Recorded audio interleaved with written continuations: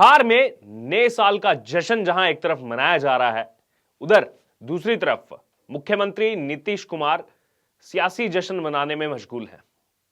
दरअसल नीतीश कुमार ने प्रधानमंत्री नरेंद्र मोदी और आरएसएस पर कड़ा प्रहार किया है।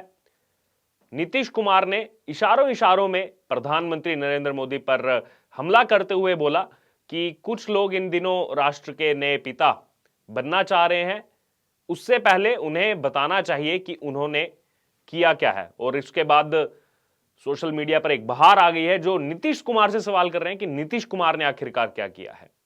दरअसल बिहार के मुख्यमंत्री नीतीश कुमार ने अचानक प्रधानमंत्री मोदी पर बड़ा हमला किया।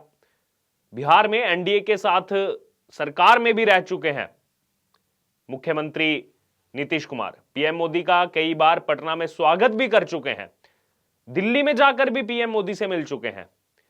और सामान्यतः देखा जाता है कि नीतीश कुमार प्रधानमंत्री नरेंद्र मोदी पर डायरेक्ट हमला करने से बचते हैं, परहेज भी करते हैं। लेकिन 2023 आते आते नीतीश कुमार इस बार पूरी एनर्जी में दिखाई दे रहे हैं और पीएम मोदी पर उन्होंने सियासी हमला किया है। आरएसएस पर भी उन्होंने अपना बयान दिया है और कहा है कि कुछ लोग नए राष्ट्र के नए पिता बनाना चाहते हैं, उन्हें बताना चाहिए कि उन्होंने राष्ट्र के लिए क्या किया है। और नीतीश कुमार ने एक कार्यक्रम के संबोधन के दौरान यह सब कहा है कि आजादी की लड़ाई से उनका यानी कि आरएसएस राष्ट्रीय स्वयंसेवक संघ का कोई लेना देना नहीं था।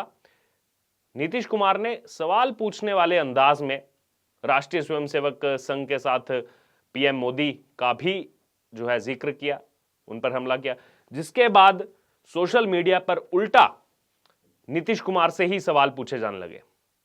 मुख्यमंत्री ने अपने संबोधन में कहा कि आजादी की लड़ाई में के संगठन का आरएसएस का कोई योगदान क्या रहा, उसमें उससे रिलेटेड कोई काम करे, इससे कोई मतलब क्या है। ये कहा नीतीश कुमार ने कि जिन लोगों ने आजादी की लड़ाई लड़ी, हम लोगों ने तो सब बचपन से देखा, हमारे पिता आजादी की लड़ाई में थे, उसी समय बचपन में हम लोगों का जन्म तो हुआ, आजादी के बाद हम लोगों को एक एक चीज बताई जाती थी, हम लोग एक एक चीज को देखा हमने और हर तरह से जाना।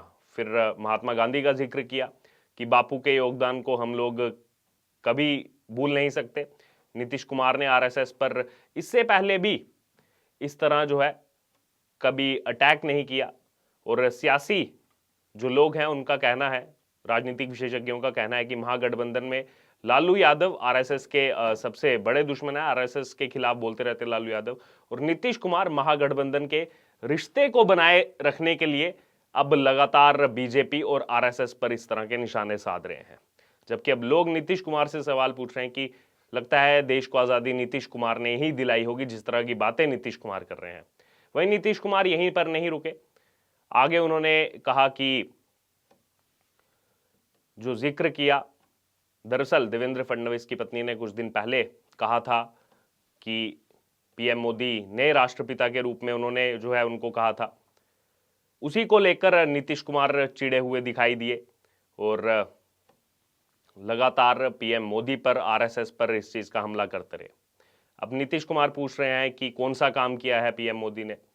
आगे पीएम मोदी से सवाल करते हुए नीतीश कुमार ने निशाना साधते हुए कहा कि सिवाय इसके कि नई टेक्नोलॉजी आ गई, उस नई तकनीक का पूरा जबरदस्ती रूप से उपयोग किया जा रहा है।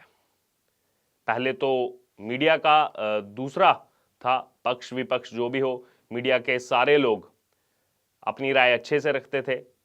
आज तो उनको वही लिखना पड़ रहा है जो कहा जाता है।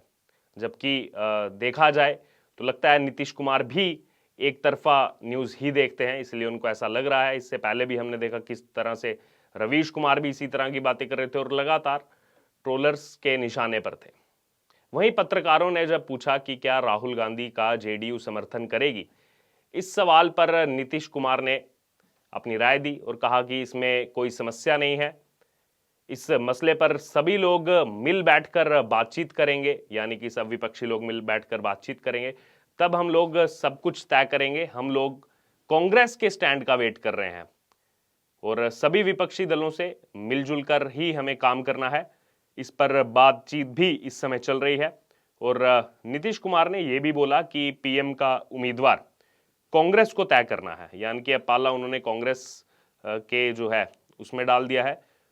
और आगे नीतीश कुमार कहते हैं कि इसे लेकर उनकी अभी कोई इच्छा नहीं है, सभी विपक्षी दल एक मंच पर आकर जो है इसका फैसला करेंगे, सभी पार्टियां एक साथ चलें, यही कामना है। और आपको बता दें कि इससे पहले कांग्रेस के नेता कमलनाथ ने यह बोला था कि राहुल गांधी ही 2024 के लोकसभा चुनाव में प्रधानमंत्री पद के उम्मीदवार होंगे विपक्ष की तरफ से, जिसके बाद सियासी गलियारे से इस तरह की बातें उठने लगी।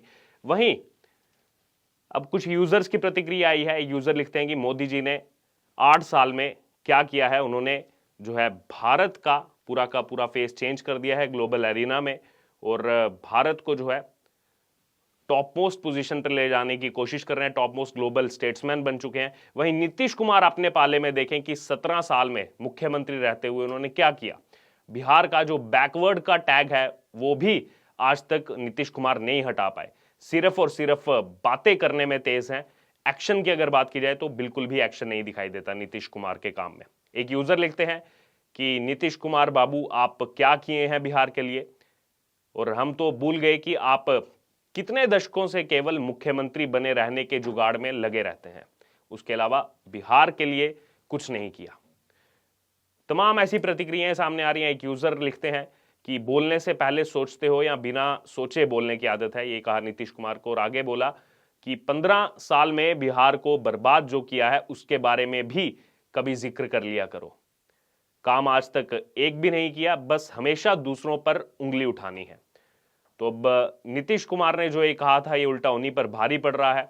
लगातार लोग उन्हीं से सवाल पूछ रहे हैं। एक यूजर लिखते हैं कि यूटर्न विशेषज्ञ नीतीश कुमार पीएम मोदी के बारे में भारतीय जनता पार्टी के एक वफादार सदस्य की बातों से परेशान क्यों हो रहे हैं। कांग्रेस नेताओं ने इटली में जन्मी सोनिया गांधी को कभी भारतीयों की माता तक कहा है, क्या कभी इस बात से नीतीश कुमार नाराज हुए? नफरत की भी हद होती है। तो यहां पर नीतीश कुमार जो बीजेपी पर हमला बोल रहे थे, आरएसएस पर हमला बोल रहे थे, उल्टा अब लोग ही जो है वो नीतीश कुमार से सवाल उठाने लगे हैं। जो नीतीश कुमार कह रहे हैं कि पीएम मोदी ने देश के लिए क्या किया, टेक्नोलॉजी का जिक्र कर रहे हैं कि जबरदस्ती टेक्नोलॉजी थोपी जा रही है, वही लोग अब सवाल उठा रहे हैं। इससे पहले हिमंत बिस्व शर्मा ने तंज कसते हुए जो है प्रेस कॉन्फ्रेंस में दूसरे लहजे में बताया था कि कितनी डेवलपमेंट हो रही है। नीतीश कुमार की बातों का उन्होंने खंडन किया था और कहा था कि नॉर्थ ईस्ट तक अब जो है रेलवे का इतना विस्तार हो रहा है, मेडिकल कॉलेजेस बनाए जा रहे हैं, एम्स बनाए जा रहे हैं, रफ्तार से इस समय काम चल रहा है। अगर 1947 से 2014 के बीच देखा जाए और 2014 से 2022 के बीच देखा जाए तो दोनों की तुलना में 2014 से 2022 तक, अब 2023 भी आ गया है, 2022 तक जो विकास की रफ्तार है वो तेजी से आगे बढ़ी है। बहरहाल अब इसको लेकर आपकी क्या राय है? जो नीतीश कुमार ने कहा है आरएसएस बीजेपी पर हमला किया है, नरेंद्र मोदी पर हमला किया है, जैसा आजकल देखा जाता है एक ट्रेंड सा बन गया है कि बिना पीएम मोदी पर हमला किए, बिना आरएसएस पर हमला किए जो है विपक्षी नेता नहीं रुक रहे, और इसका कहीं ना कहीं खामियाजा उन्हीं को भुगतना पड़ रहा है। चुनावों में यही सब देखने को मिल रहा है। अब इसको लेकर आपकी क्या राय है? आप हमारे साथ कमेंट बॉक्स में शेयर कर सकते हैं। धन्यवाद।